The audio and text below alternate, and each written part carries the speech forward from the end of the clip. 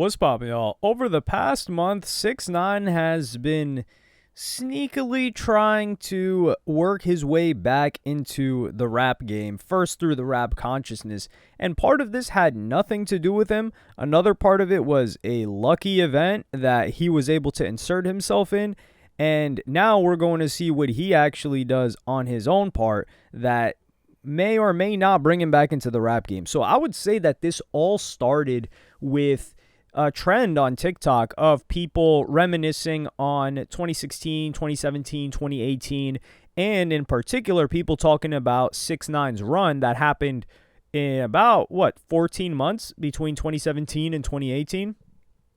All starting with Gummo, of course. And, I mean, polls 1469, but Gummo is what really sent it up, which was a Trippie Redd diss track after Trippie Redd had called him out for having that charge. And then he dropped that, and then Academics actually helped him tell his story via an interview that built that relationship between them, and 6ix9ine was out of there after the undeniable hit that Gummo was, with or without any clarification on that charge that he had. So he went on that crazy run. He was terrorizing the rap game. He was beating people up, him and his crew, and people were reminiscing on it, like, damn, 6ix9ine was kind of hard. And they were even mentioning 6ix9ine songs like Gooba that came out after he had been locked up and told on everybody. So that's where it first started. And this is millions and millions of people, but this is outside of the main hip-hop consumer. Like, these are casual fans. They're not people like us that are really dialed into this stuff. So you're like, okay, cool, they're just streaming his old music. But then he was given the greatest gift he could ever receive, and that was the situation with Young Thug.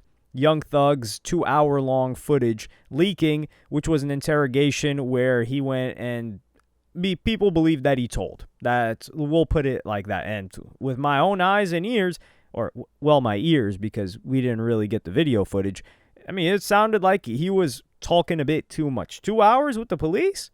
I think regular civilians aren't talking for 2 hours. They might get tired after 20 minutes and just give up. And this started to blow up, partially because people were frustrated with Young Thug, and a couple of people, Seti Nash being one of them, and Traplo Ross really sending it up, got a ton of people reacting to it, and it became the topic of discussion. So much so that Young Thug did a whole podcast trying to explain himself that he wasn't telling, because he was the guy that was pointing at everybody saying that they told, including Gunna.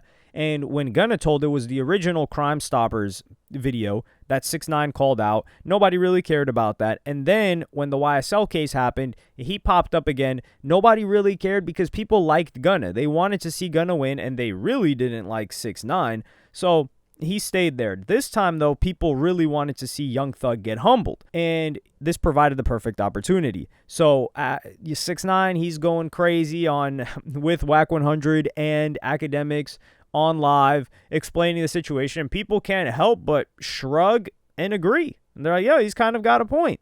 But that has nothing to do with music. That is until 6ix9ine teased the track that was a diss track towards Young Thug, and he's just standing outside the car with, I don't even know how he gets these random people all the time. He's in Miami now. He managed to find himself some Brooklyn goons when he first got out, but that relationship soured probably when his money started running low before he had to run up another bag.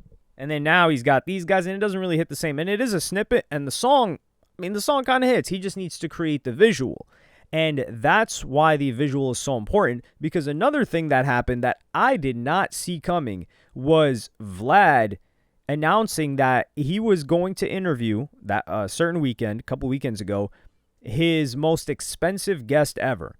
And nobody could even think who it was. I couldn't even imagine who it was. And we would come to find out that his most expensive guest ever was 6ix9ine. Now, this not disturbed me, but it had me thinking for a little bit, because I remember Vlad would said multiple times, and he was adamant about it, that he would never interview 6ix9ine under any circumstance, that he believed he was a scumbag, that he believed he turned on his friends, he believed he was a rat. I mean, Vlad was talking about A$AP Rocky being a rat and a snitch. Vlad was also talking about Kid Cudi telling on Diddy, or like Rat Cuddy, when Kid Cudi's a civilian, Relly's a civilian, but I could understand the perspective of, yo, Relly is his man's is ASAP Rocky, so for him to go doing that and doing the most and losing the case, that's the worst part of it all.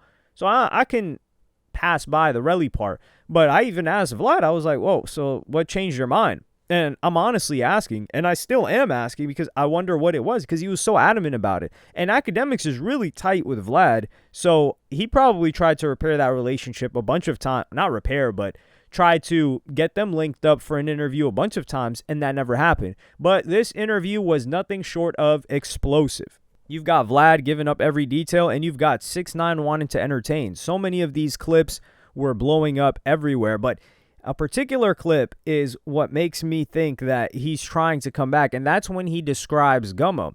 And Vlad asks him, I can't play any Vlad clips, you guys know how he gets, but I'll describe it. So Vlad asks him about the whole blood affiliation, and saying a lot of nothing, well, not a lot of nothing, but dancing around the question. When he talked about the Gummo music video, he knew that Trippie Redd was a blood.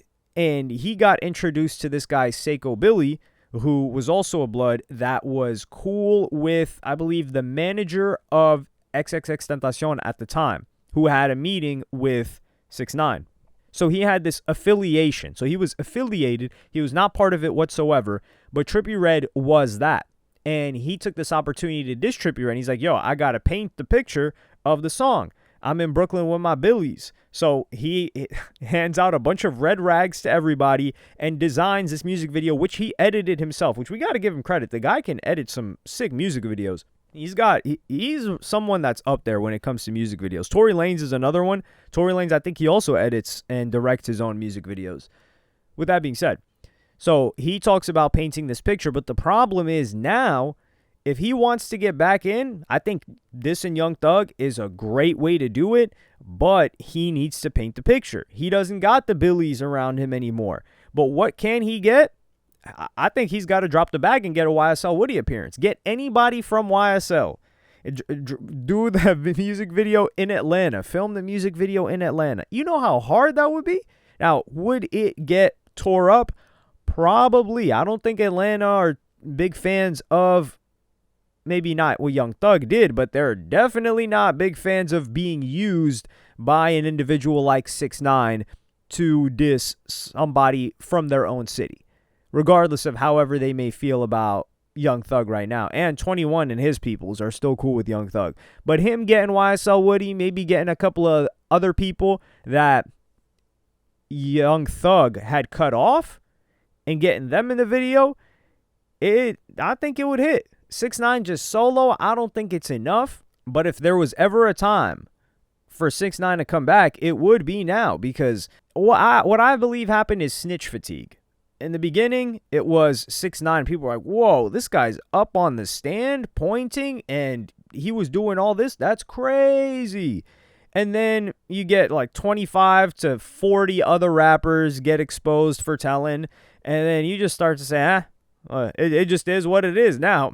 After the second time, the third time, or the second rapper, the third rapper, the fourth rapper. Now, we haven't seen anybody other than A$AP Rocky, who is not a rapper and doesn't have a career, get up on the stand like 6ix9ine did. And Kid Cudi doesn't count because Kid Cudi was the victim in this case, and he has never purported to be anything but a regular civilian trying to live his life and make good music. Yes, he makes good music. No pun intended there. And 6ix9ine was able to recover and blow himself up in a completely different language and music scene, all off the strength of his ability to make people laugh, because the guy is hilarious. I'm watching every single Vlad clip like, man, the guy's just funny. So funny, entertaining. The thing that 6ix9ine never wanted to develop is likability. If 6ix9ine could be more likable and wasn't just hell-bent on being this, not perpetual victim, but being this villain, taking the villain role, and then trying to play victim later, it just doesn't work. You gotta at least be likable to the audience if the other rappers and your peers hate you, or you have to have other people hate you and your peers rock with you. Like right now, people aren't really messing with Lil Baby's music like that. It's not hitting like it was. So his likability is a little bit lower, but his peers love him. So they can assist him. You got to have one or the other. Both is ideal, of course. But let me know what y'all think in the comments. Like, subscribe, and hit the notification bell if you enjoyed. And I'm going to see y'all in the next one.